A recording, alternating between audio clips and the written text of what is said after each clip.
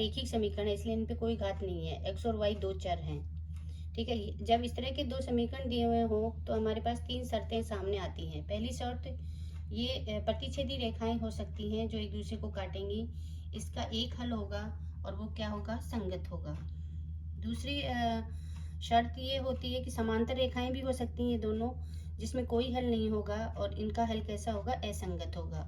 तीसरी आती है संपाती रेखाएं, जो एक के ऊपर दूसरी गुजरेगी, इसके अनेक हल होते हैं और इसे अपन संगत हल कहते हैं। इनकी कुछ शर्तें होती हैं। यदि प्रतिच्छेदी होती है तो शर्त होती है a1 बटा a2 बराबर नहीं होता b1 बटा b2 के लिए। समांतर रेखाओं की शर्त होती है a1 बटा a2 बराबर b1 बटा b2, यानी दो बराबर होते हैं, तीसरा बराबर नहीं होता है। लेकिन संपाती रेखाओं में तीनों ही बराबर होंगे।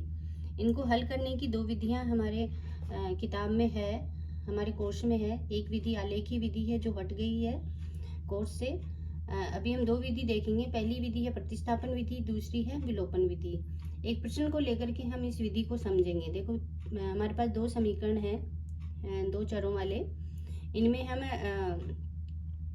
प्रतिस्थापन विधि में क्या होता है, एक में से एक चर का मान निकाल करके दूसरे में रखना पड़ता है।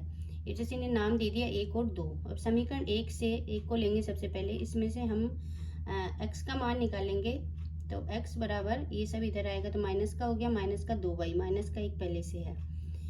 फिर x का मान जो आया उसको हम समीकरण दो में रखेंगे, ठीक है। दो में जहाँ x है वहाँ हमने ये रख दिया माइनस एक माइनस 2y माइनस 3y बराबर 12। अब माइनस एक दो से गुणा हुआ तो क्या हुआ, माइनस का 2, और माइनस 2y दो से गुणा होगा, 2 दूनी 4, माइनस 3y बराबर 12। 4y 3y जुड़ के कितने हो गए, 7y, ठीक है।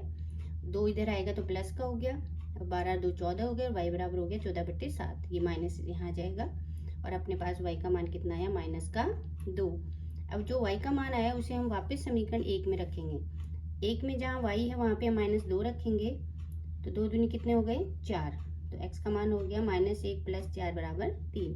इसी प्रश्न को हम विलोपन विधि से जब करेंगे तो हमारे पास विलोपन विधि में क्या होता है, किसी एक चर को विलोप किया जाता है, इन्हें हटाया जाता है। तो हटाने के लिए हमें उसको समान बनाना पड़ता है, या तो x को समान बनाओ या y को समान बनाओ। अपने लिए जो सरल लगता है उसे पहले समान करो। जैसे यहाँ पे कुछ नहीं है तो यहाँ पे हम पूरे समीकरण को, इसको समान बनाने के लिए हम इस पूरे समीकरण को 2 से गुणा कर देते हैं। तो ये 2x है तो यहाँ भी 2x हो जाएगा।